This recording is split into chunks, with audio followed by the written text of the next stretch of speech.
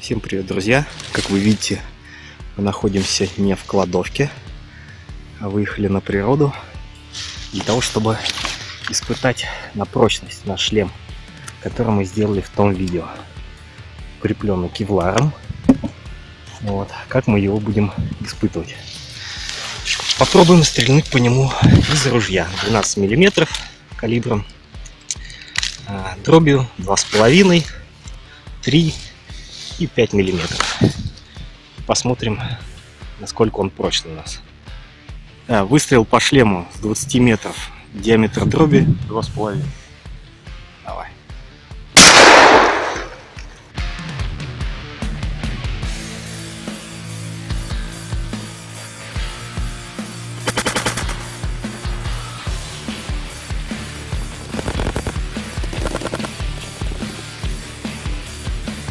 Вот наш результат.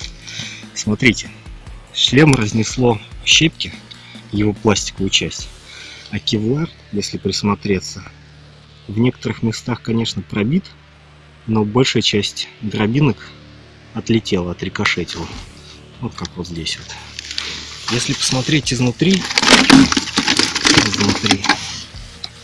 видно, что все-таки частично дробь прошила его насквозь. Вот, вывод такой: кевлар не уберегает вас от выстрела из ружья с расстояния 20 метров. Ну и раз уж мы взяли с собой патронов калибром покрупнее, придется все-таки их использовать. Давай. 5 миллиметров.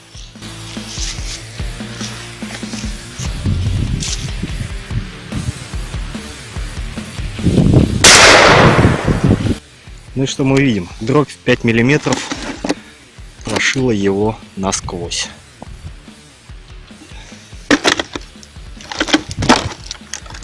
Ладно, всем спасибо, что смотрели. Ставьте лайки, подписывайтесь на канал. Всем пока!